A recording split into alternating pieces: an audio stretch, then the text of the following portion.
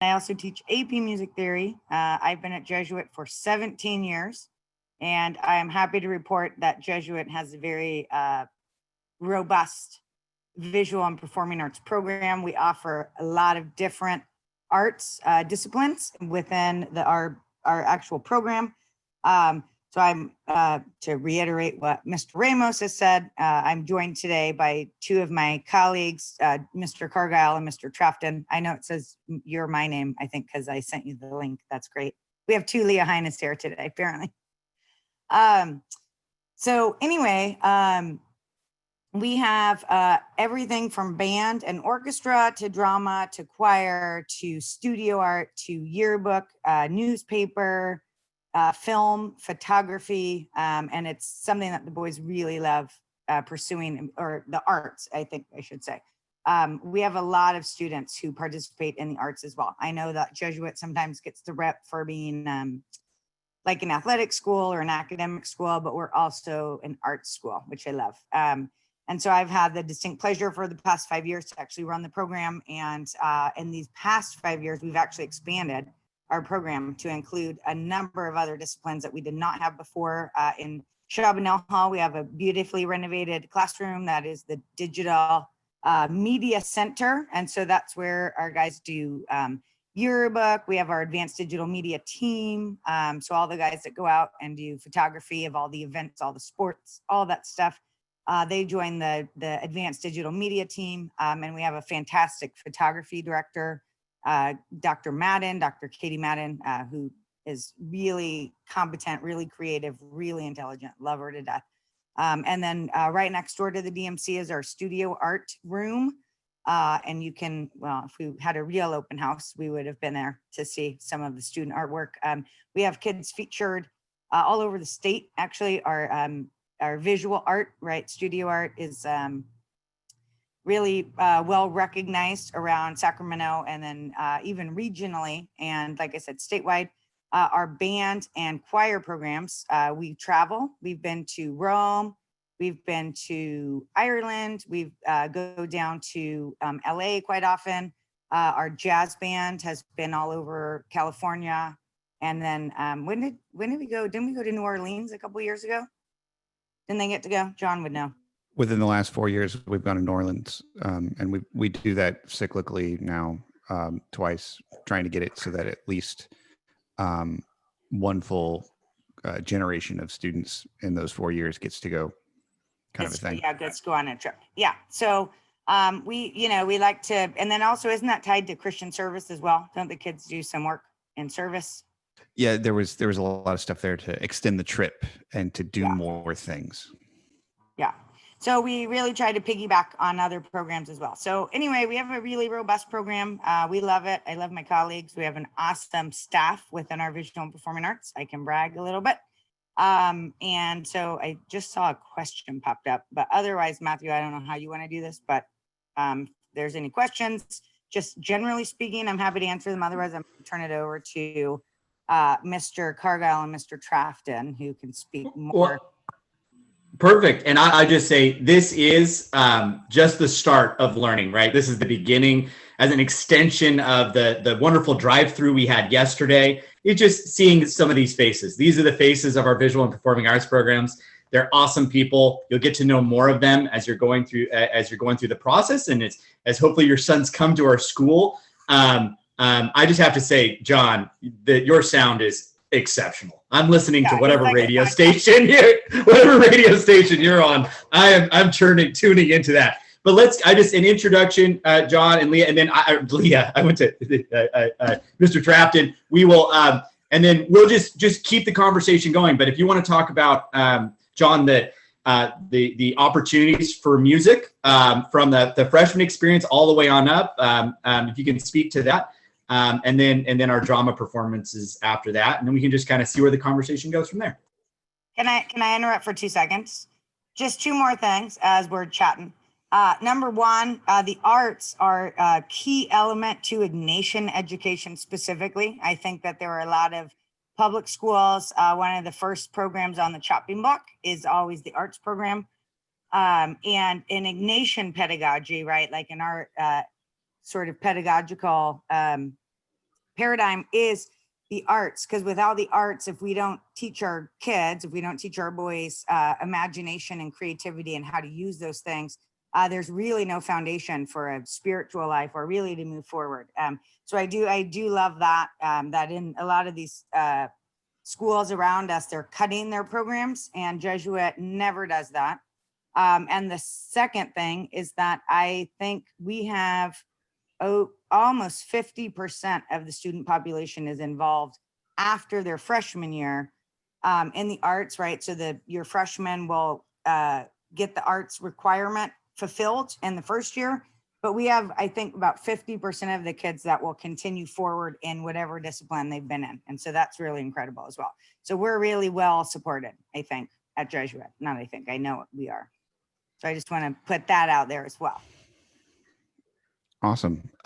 So for introductions, real quick, if I didn't jump in front of your car yesterday to slow you down at the arts station, my name is John Cargile. I'm the band director at Jesuit. This is my 9th year teaching at Jesuit. I started teaching both the bands and the orchestras, but the programs have grown to the point that we have now a dedicated orchestra teacher and myself for bands. So at Jesuit, we have beginning, intermediate, and advanced instruction for all of our arts, really, but importantly for the performing ensembles for music, it's not too late to get involved. If you missed the boat in middle school or your parish school didn't have a band program, we have beginning levels for both band and orchestra and a whole closet full of instruments to put in your hands and get you started, which is something that is really special, especially across the Catholic schools, because it's not usually when you get to high school, it's too late to get started in this thing, but we don't take that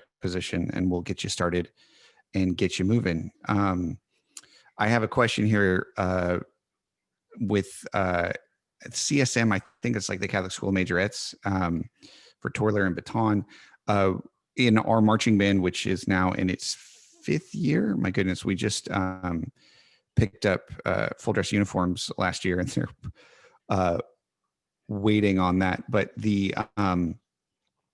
we don't have majorettes and twirlers in our band, but we do have drum majors that use Mason military batons. And currently this year for 2020-21, our senior drum major is a St. Francis student, which is actually quite an upheaval. But she's absolutely excellent and whips the boys into shape, which is pretty great. So I don't know if that answers the question that's sitting in front of me, but if you can clarify specifically, I'll get back to you and type. But beyond that, we have, as I said, for instrumental offerings, beginning, intermediate, and honors level advanced performing ensembles. With band, we also have jazz band and marching band, which are co-curricular opportunities. And then we also have a co-curricular symphony orchestra, which combines with St. Francis students. Same with the marching band, because they're after school opportunities. Awesome. That brings up a great point. I think in our we are an all boys single gender school, but to say that there isn't a connection not only to our sister school, but a lot of opportunities to meet young women on our campus. Everything from our drama performances, our lessons in carols, singing opportunity during Christmas, and our marching band. I've met the marching band leader, and she does a great job of keeping our guys in line and going at a good clip. So now I move on to Mr. Trafton, Ed Trafton, in our drama performance. Can you speak a little bit to drama? And with pleasure. Thank you, Matthew. Before I get started, though, Mr. Chris Marshall, it is so good to see you. Welcome home. Welcome home. Thank you so much. Thank you so much. I look forward to seeing you again in person. Likewise, likewise. I'm Ed Trafton, and it's such a pleasure to be with you this afternoon, especially with all these wonderful folks. Jesuit Drama is currently in its 54th season of producing plays and musicals, and we're really excited because this year we celebrate the 20th anniversary of our theater space, the 20th anniversary of our Black Box Theater. We had hoped to be in the Black Box Theater for the 20th anniversary of the Black Box Theater, but being resourceful and being Jesuitical at its best, we pivoted this year and took the opportunity, with the fire marshal's help, to do some really good renovation of the space, not just for safety, upgrading equipment, but for audience comfort and to make things look nice, so that when we do have the pleasure of finally getting to all be together, it's going to be even better based on this pivot. We're working currently on a show that's called Show and Tell. And we were thinking, what do we do? What do we do to create something that's meaningful? Jesuit Drama is a co-curricular program. And like Mr. Ramos and like John was talking about, and also Ms. Heine, what Leah was saying, we do collaborate. We do collaborate with other schools. We have the pleasure of getting to collaborate with the young women from St. Francis, from Rio Americano High School, from the Country Day, from El Camino. Young women from any public or private school are welcome always to join us. We do 2 pieces a year formally. We do usually a play in the fall, and then we do some sort of a musical presentation in the spring or the late winter. And we also have a program that we're really proud of. It's called Beyond the Black Box. And I'm sure, as you've noticed throughout these presentations and things that you've either heard or read, but we take social justice really seriously, and we take community service and Christian service very, very seriously. And so at Jesuit Drama, we're happy that we actually have, for the last, it's been about 15 years, more formally woven that into what we do. The program is called Beyond the Black Box. And with every play or every musical that we do, we try to tie it into something that reaches out to community members.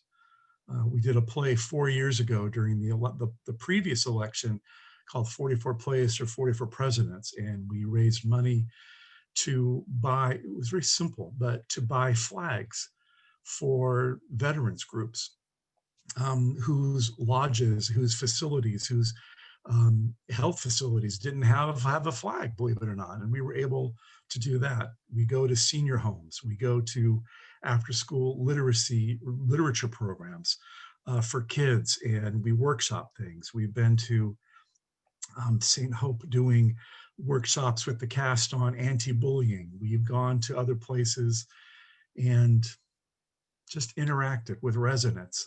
There's nothing more wonderful than when you work really hard on a musical to kind of get to go, again, beyond that black box and to kind of go out in the community. And some of the more rewarding times are the times that we've had being able to sing in senior care facilities and convalescent hospitals. And when it was around the Sutter Oncology, the Pediatric Oncology Center, where we once did an original adaptation of a Scooby-Doo mystery for a total of 6 kids, attended by a staff of over 30 some kids who were dealing with terminal cancer. And I say to this day, it was one of the best shows we ever did. We were all touched by that.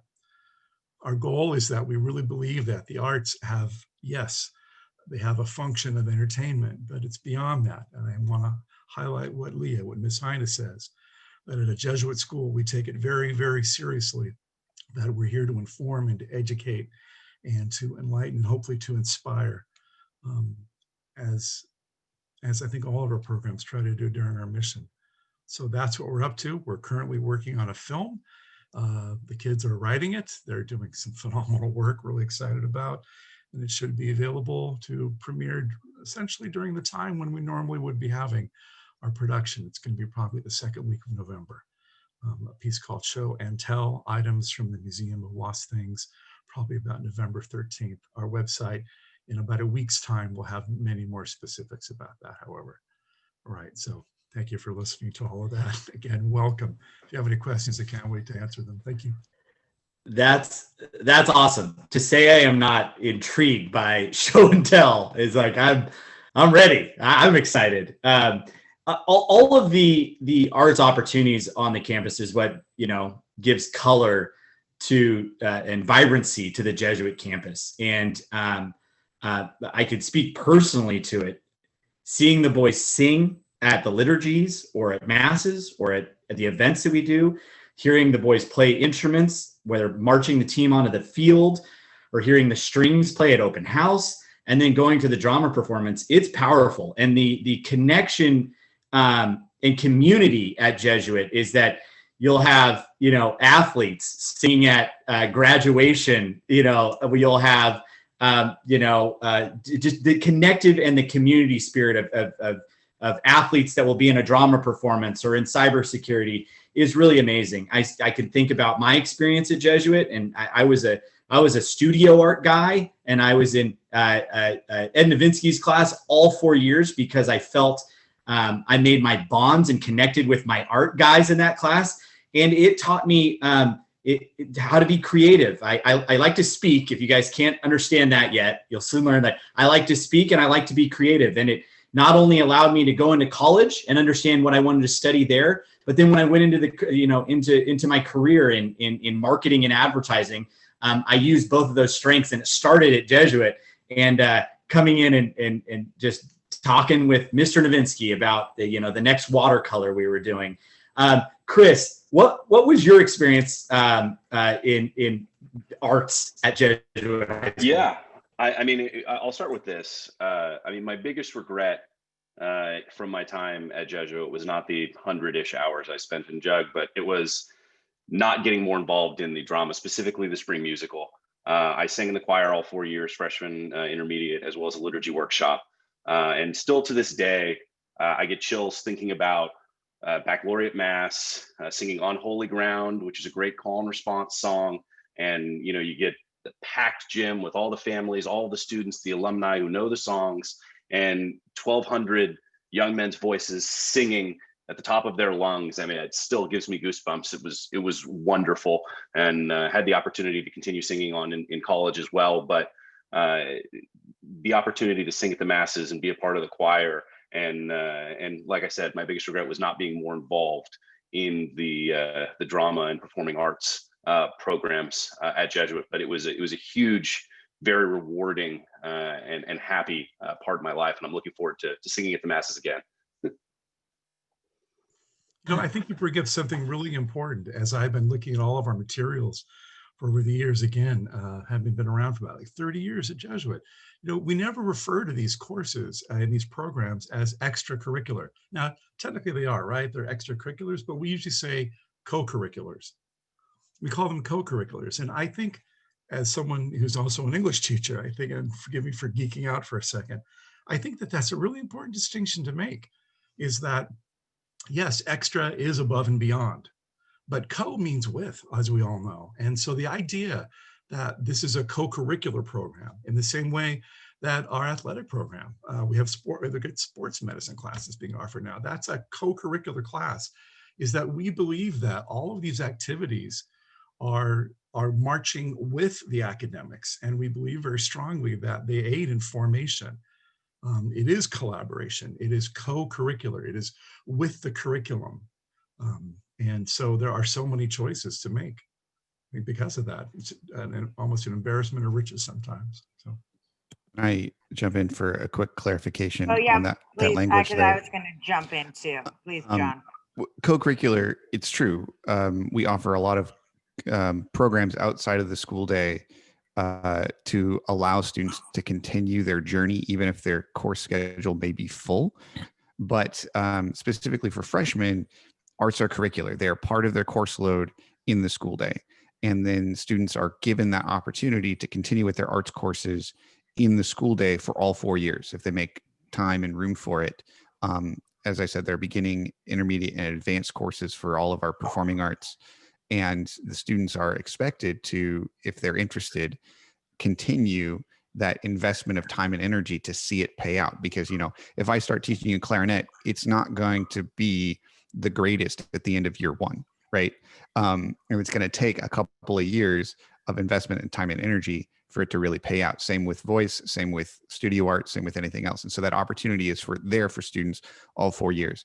And then on top of that, there are those co-curricular opportunities like drama, marching band, symphony orchestra, chamber singers, for the kids that are super invested in this, or for the upperclassmen that may have filled up their course load with AP courses and don't have the room or couldn't schedule the specific arts in a way that their schedule precluded them from taking those advanced level courses. Yeah, so I was just going to hop in and say as well that one of the beauties of the arts program is that for these 4 years, so even as Mr. Trafton and Mr. Cargile we're talking about the like the after school or before school. I think jazz band, don't you guys meet at 7 a.m., John? Yeah. But all of those still carry on the transcript. And so they like, not only is it just a class instead of a flex period, which our arts faculty, we're not a huge fan of the flex period. But our all of it counts, like both curricularly, so it does count to the GPA, unlike PE or unlike some of these what I think we call enrichment classes. Any class that the kids do, any of the classes that the boys take in the arts will count for them toward their GPA and toward their curricular goal, but it also looks really good for college applications as well, when kids like take studio art or for all 4 years, or take, digital photography and then join yearbook all 4 years, take choir for all 4 years, take band for all 4 years. So that's like sort of one of the benefits of being in the arts, is that it counts both curricularly and co-curricularly and has the same impact on applications in the college and on the transcript and what the kids send forward. Awesome. Well said all around. And this is our fourth session today. We've talked about service and athletics and all these, but the common thread through everything is, and we'll keep saying it, and having experienced it myself, is involvement in Jesuit. This isn't just purely an academic pursuit, an athletic pursuit, or just purely an arts pursuit. It's just the extension of trying things, trying new things, getting out, like as a freshman, coming in and getting your foundations, but really just tiptoeing into some stuff, or really just kind of jumping off the ledge and trying new things and connecting different groups that you're involved with. I'll bring up the brotherhood and the different groups and settings that you create where you have shared and liked interests that overlap, that you create these relationships and friendships that really can last a lifetime. And I always say the more you put into Jesuit, the more you get out of Jesuit. And whether you want Jesuit to be just an academic pursuit, yes, you'll probably make it into a fantastic college, but it's really these extra, the curriculars of a Jesuit high school experience is really what makes it what it is. And so I would say, if anybody has any questions here, I appreciate everybody for hanging with us. If you're new to these sessions, or you've been hanging on through all four, I know it's a kind of a long Sunday day, but I'm so glad you're getting to see some of the wonderful faces of the people that make Jesuit the special place that it is. And this just being the kickoff of everything, this will be this is exciting moment for all of your sons. We have a debut of Baby Q. Baby Q. Baby Quentin. Mr. Cargile and his wife Veronica just had a new baby a couple months ago. Had a new baby, and then Rex had a new baby. I had it. There's a lot of babies. A lot of baby boys. What is it? Class of 2038, 2039? 2039, yeah. 2039. Mr. O'Connor says that his baby boy is going to be 2038. I'm like, of course, you probably have him on the. He's gonna skip a grade, do TK when he's 3 years old. Yeah. If when I zoomed in originally, I had Barad-dûr and Mount Doom. I had Mordor behind me because that's my background for when I was teaching from home, so that my wife could go back and forth without interrupting class. Do you need singing experience to be in the choir? So. You sure don't. You sure don't. If you heard our choirs, no, only kidding. Sorry, Lee, I'm the band director, so I have to take pot shots. The biggest thing about the arts at Jesuit is it's a requirement for all freshmen to take a year of art. But what that means is that there's no experience necessary to do any of our art programs. So we'll take kids that have zero experience in band, orchestra, choir, studio art, or digital photography, we have introductory level classes designed to teach you all the skills that you might need. Now, if you've been doing something like let's say you're the cantor at your church, or you've been in a children's choir, you can audition into an intermediate or advanced level ensemble. Or if you're part of the Sacramento Youth Symphony, you don't have to take our beginning strings course. We've got a place for you where kids are playing at the same level. So yeah, there's no experience required, but if you do have that experience, we have other places for you. Right, and once you once you get into Jesuit, and then you will make selections about what classes you want to take, such as which world language. So if you want to take Latin, if you want to take Spanish, if you want to take French, you'll put in your preferences for that, as well as your arts preference. And so you'll name 2 that you're interested in, and generally you pretty much get placed, I think. Most of the time, I would say 80% of the kids get placed in their whatever they indicate first. It's not necessarily first or second, but once you get placed, if you are in band or orchestra or choir, if you want to come in, usually it's April, right, John? Don't we kind of auditions? So I had a question yesterday, actually, at the open house about a student who has been playing violin since 2nd grade. And so there'll be opportunities in the next spring, to come in and audition to place out of a beginning level or intermediate.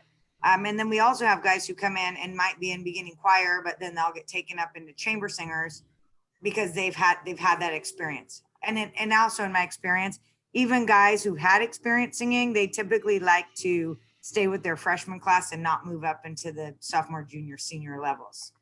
And I find those guys with experience really beneficial to help out their freshman colleagues, but you've never had to sing in your life to be in choir.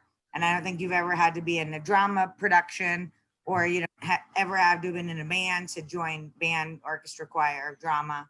Leah, could you talk about the visual arts as chair, our studio art program and our film program? Oh yeah, of course. So we have, some of the other options that you will get as freshmen, you can take studio art, 1A and 1B with Mr. Novinsky, where he sort of focuses on just beginning skills on how to start, I think it's drawing, right? Don't they primarily work on drawing and then move into painting? But just getting some mechanics about studio art, and then you can go into studio art 2A, 2B, and then there's the opportunity also to do independent study, and then possibly AP art, studio art. So that the visual arts also tiered that way. And then 2 other options you will have as a freshman are digital photography, and then also art of film, A and B. So digital photography A and B, art of film A and B. At which point then you can join the yearbook. You can write for the newspaper. There's a digital filmmaking class, which when there's interest in it, we offer that class, as well as the advanced digital media team. And that's kind of fun. The guys love it because they get their little press passes and they get instant access into all the games and all the events and everything, to take pictures and to publish either on our website. We have a really lovely digital media platform, a website that you can access through the main Jesuit page, or also our yearbook and the plank. So that's our newspaper. So the yearbook, the Cutlass yearbook, and the plank. And those, again, are all UC approved classes that kids can take and stay in for all 4 years, which is awesome.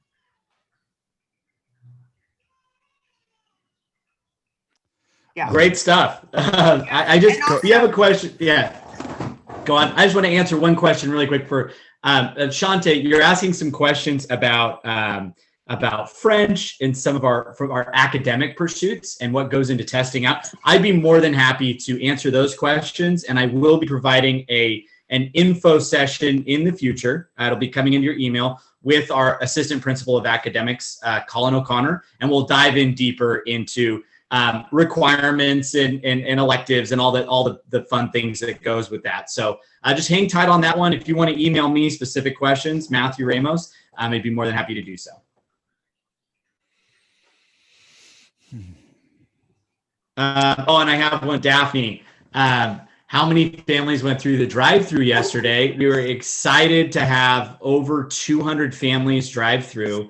And will you offer another opportunity for those who could not make it? Unfortunately, that was a lot of planning and a very big undertaking. And it's kind of our open house weekend this weekend as we do these events. We will not have another opportunity for that. But if you would like a personal campus tour, single family, I'd be more than happy. If you reach out to me, Matthew Ramos at jesuithhighschool.org, I'd be more than happy to walk you around just single families in masks, and I'll get you some of the things we gave out that we were there. But unfortunately, I can't do. My brain power won't work to do another one of those. That was a big undertaking. We were really excited to have everybody there. Yesterday, by the way, Mr. Marshall and Mr. Ramos. You guys, that was awesome.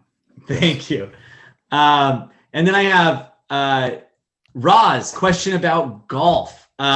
We just did our athletics session last session ago. If you emailed me your question, we are going to have more athletic info sessions. So stay tuned to your email. We'll be sending out weekly, whether it's tuition assistance, speaking with alumni, academics, athletics. We'll have more opportunities to get those questions answered.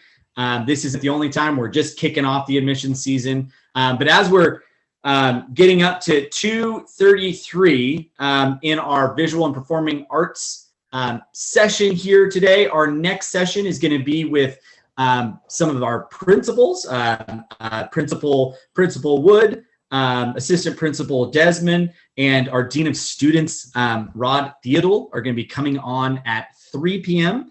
But in the meantime, everybody here in our arts program, do you have anything to leave our families with as they start considering Jesuit High School? Let me start. I want to pick up with what John and Leah and what you said, Matthew, that no experience is necessary and all are welcome. We actually have that as a slogan every time we post something on our website page. If you want to see what Jesuits drama has done in the past, please take a look at our awesome website, the school. By that awesome, I mean the school's awesome website. There's a lot there that I think that'll give you a glimpse into things. And just philosophically, if we do say that it's no experience necessary, all are welcome, that means that by definition, we're not your obstacle, we're your advocate. And the thing that we're here for is to make you succeed and to give you an experience. And we will do anything we can to try to make that happen. So that's where we come from. And we really hope to see you. Thank you for considering Jesuit. Ditto, I ditto that.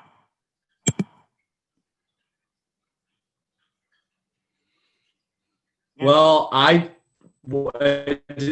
just want to say thank you again, and we hope that you tune in for our last session of our Future Marauder Weekend, a little rebranding for this year. I really appreciate Leah and John and Ed for coming out and speaking, or staying in and speaking with us this afternoon. We're zooming out. Again, it's names to faces of these wonderful people. And if you have questions for them specifically, reach out to me. Emails are online too. I'm sure they answer some questions and be happy to. But like always, we're looking forward to answering your questions and getting some the next generation of Jesuit students here. So thank you guys. Thanks for being here. Thank you. Thanks, everybody.